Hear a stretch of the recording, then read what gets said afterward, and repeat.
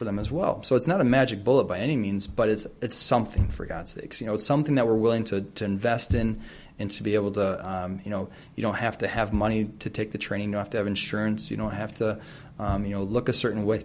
It's anybody's welcome to take the training. And the same thing with asking for a recovery coach. Anybody can get a recovery coach that wants one. You don't have to have money. You don't have to have insurance. Some people, they really struggle with even getting into, counseling or inpatient treatment or whatever.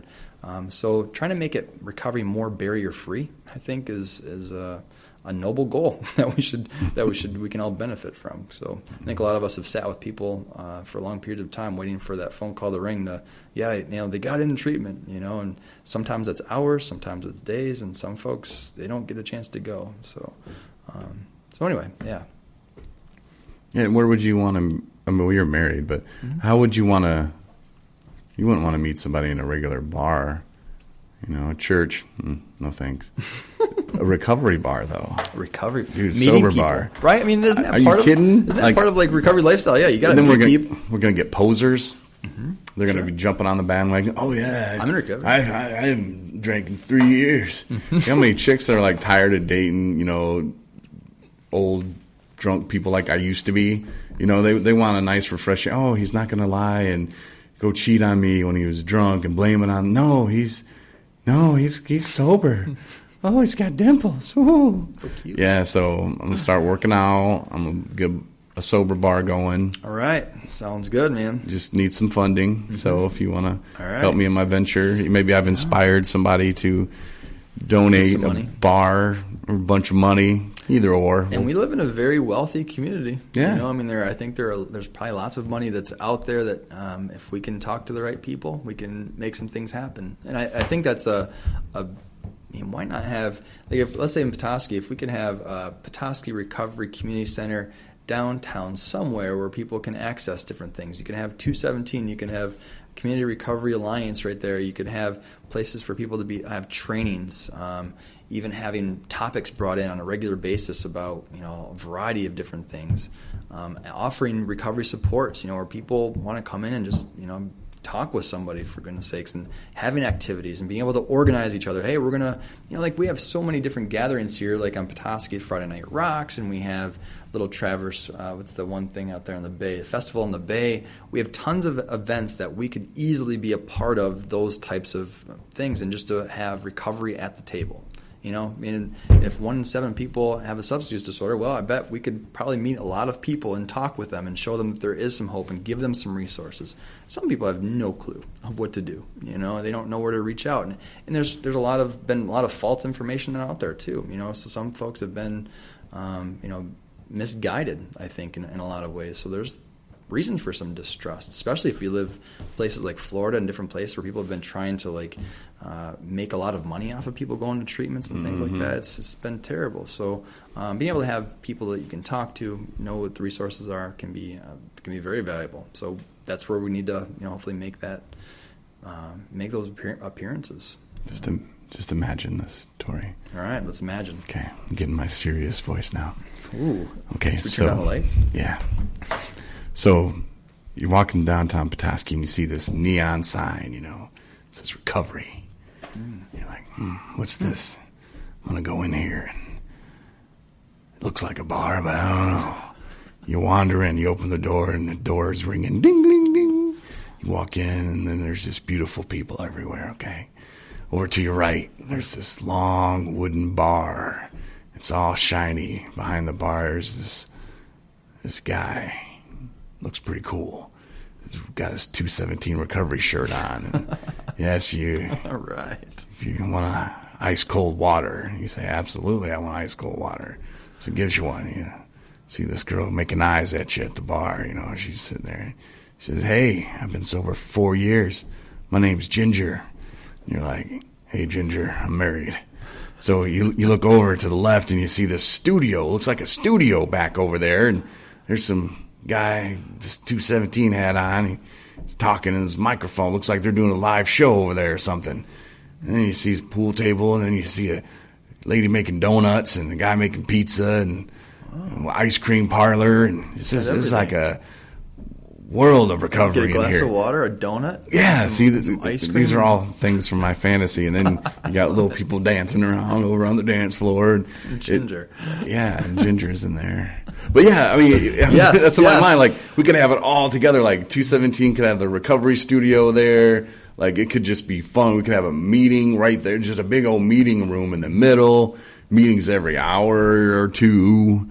And you're right, it could be easily funded. And I don't think it would take that much. You know, we're not serving liquor. We could probably get pop or soda, as they call it the downstairs. serious voice is off now. Oh, yeah. So, Switched. I'm back in serious mode now. It's got a good ring to it. And then Ryan would demand a pirate room to the back. Yeah, not a private, a pirate. A recovery pirate? Arr, he says. He likes pirates. He says it's all about the booty. Arr. Oh, dear. Yeah. Well, interesting. Yes, I think those... If we could get somebody who makes donuts, I mean, we could put, or like maybe just a cafe. I mean, whatever, you know, like... And pay people. Hey, instead of working down at Subway, why don't you work at Recovery Way? We make sandwiches. I mean, I know that there's like some OSHA stuff or some kind of food licensing we would need, but you know what? There are people out there, Tory, believe it or not, that know how to do that. There are. And they're doing it in Ann Arbor has like a sandwich shop that's all employed by people in recovery. You know, so there are these types of things that are going national, you know, and that's where, you know, up here, you know, it's kind of like, you know, yeah, we need those kinds of things. Tory, what? I didn't know that somebody has built a time machine. Yeah. They've listened to our podcast. They stole our idea. And did you see in my post yesterday? They've already invented a invisible car. Yes, I did see that. Dude, they are. That's pretty amazing. Somebody's doing something. It's damn Trump, or we can blame it on Obama again. Sure, always. It's one of them two. They built the time machine. Now we walk out of here, we're gonna get sniped. Yikes. That's all we're gonna hear. I'm just gonna stay in the library. This is the last podcast we're ever gonna do, Tory.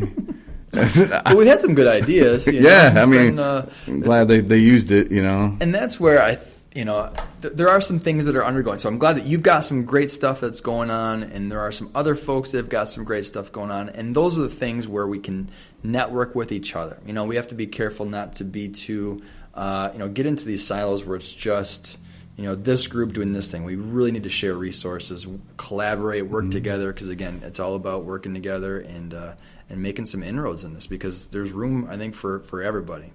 And there's money at the federal level, there's money at the state level. So, like you said too, there's people that know how to access those funds. So bringing them on board and putting them to utilize their skills, you know, we can create some interesting stuff, some things that are needed. You know, that's been needed for a long time.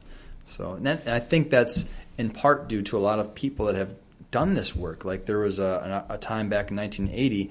If you ever seen the Anonymous People movie, but that back in 1980. All these celebrities came out and they were talking about the recovery. They finally were able to come out, you know, and say, "Hey, look, I'm Buzz Aldrin. I'm in recovery." Dick Van Dyke and all these amazing people. And then, 1980s, the whole war against drugs came out, war on drugs, and they just say no and lock them up. And then 2 million people are in prison, you know, every year. And so we've incarcerated, you know, people as a result of having addictions. And so now we're kind of, that pendulum is swinging back, and I think this time it's going to be different. You know, I mean, I think folks are mobilizing. I mean, this isn't just happening in Petoskey, but this is happening all over, you know, the country right now, and people are trying to come up with resources and come up with ideas on how to, you know, even like the whole harm reduction model of, you know, we don't have to wait for them to hit bottom to die to help. You know, I mean, there's a lot of that mentality. It's like, well, they've got to hit bottom. Well, how about if we make those connections, you know, and not turn our backs on people that are really struggling and try to help reverse some of the damage that maybe we can prevent? Because when somebody gets sober, they don't want to have to deal with hepatitis C. You know, they don't want to have to deal with all these, with HIV and AIDS once they get sober. So if we can try to do some preventative methods to keep them safe, and then hopefully when they do get sober, and they're going to have less likely to have a lot of those physical problems and those other things. So there are some pretty cool things. Even housing for people is important. You know, just getting them safe in a housing environment has shown to just greatly reduce alcohol and drug use just by giving them housing. You know, so I mean, it's really making those connections to folks and showing them that hey, they can do it. Yeah, there's hope. So did I answer your questions as far as recovery coaching? I don't have my slides right with me, so it's kind of like I usually go off of them. But I think if I was just to summarize what a recovery coach is, it's somebody that wants to help others, and being able to use skillful ways, kind of the art of some of the things that we learned in the recovery coaching to be able to do that. We can be sponsors in other programs, but as a recovery coach, we incorporate multiple pathways. We're there to just kind of lend our hands and walk with the person. We're not going to push. We're not going to shove. We're not going to drag. We're going to walk with them. And then there's a lot of stuff that is incorporated with that, and that's where you get to take the training to find out more. Yeah, there you go. And if you're thinking, why haven't you mentioned a website yet? Of course, you should have already known. 217recovery.com/resources, or right on the front page there, we have a whole section set up for NMSAS trainings. Yay, awesome. So, yeah, we're going to be in Houghton Lake in October, and then Petoskey's in January, and then Gaylord's in March. So we're trying to hit different areas this year, coming up to our next fiscal year. So then we offer like ethics training for folks that recovery coaching is really important, the whole aspect of it, and then ethics training kind of helps set some boundaries and some ethical what are ethical guidelines as being a recovery coach. Some people can be counselors, some people are just in recovery, and so we have to be careful of even some of our best intentions can sometimes cause further problems for folks. So we want to make sure that people have the tools that they need as they're working with people to really think about how we can be very ethical with our conduct as we're working with people as recovery coaches. And then we have our advocacy training. So people can take these trainings for free. They can we'll actually even pay gas mileage for folks coming to the trainings. We'll also help with lodging if they have long ways to travel. And the advocacy training is all about getting up in front of other people and being able to talk. Sometimes we're just shoved up there in our recovery circles and just said, all right, share from the heart, and you're like, oh, dear Lord. So sometimes that's been easy and some that's been hard, but we actually train people to give presentations. They can give 2 presentations, recovery support services, and also multiple pathways of recovery, giving resources. But you get to do it in a supportive environment with other people, and you get encouraged. You get lots of good feedback. And we have an awesome trainer, which is Tom McHale, who's the person that worked before me at NMSAS, and so he's a great trainer. So we have lots of all of our recovery coaches. Or all of our trainers had started out taking the recovery coach training, and then they were able to take the recovery training of trainers, and so we have a great pool of trainers that will be there. So it's fun stuff, talking recovery, Yeah, and I think it's a great asset to have just for yourself. Like if you are in recovery and you want to stay in recovery, it's one more layer I think you're adding to it, one more layer of protection, against a relapse. But I wouldn't change anything, man. As crappy as things were for me in active addiction, I wouldn't take any of it back. I had to go through it for a reason. To be sitting here with you right now, Tory, I had to go through everything that I went through, the good and the bad. And there was a lot of good in the sober part and a lot of bad, and I had to experience that. I had to go to treatment a bunch of times. I had to be here and to be on this path that I'm on now. So I love it. We have a minute left. I want you to talk about sober living homes. No, no, we'll have to book you again. See how I do that? I always add I didn't even have a number 2 on there until I was like, yeah, I got to add a number 2 just so I can say, hey, now you got to come back. Well, I want to give you one quick little thing if I can. So you talked about one more layer of support. And so Dr. McCauley, who did the Memo to Self, talked about, and I like to talk about this because it has to do with cheese, and I like cheese, which is the Swiss cheese effect, which is basically they looked at the Air Force. When somebody had a substance use disorder problem, they didn't want to just fire somebody that was a fighter pilot, because they put tons of resources in this person. They thousands and thousands of dollars of training. So what they did was, for somebody that would have a problem, they would add these layers of support for them. So just like a Swiss cheese, if you have a whole bunch of slices of Swiss cheese, one piece is going to have holes in it. So let's say if you have treatment. Treatment's great, but guess what? It's going to have holes in it. So you add another one. So you've got meetings. You add another one. It's got coaches. Another one, counselor. Another one. So you're trying to add to that support for yourself. So keep adding layers of support for yourself to help you attain long-term recovery. 5 years, 15% chance relapse. Keep going. You Thanks. can do this. Thanks, Tory. We're out of time. We got 4 seconds. 217recovery.com. See you, Tory.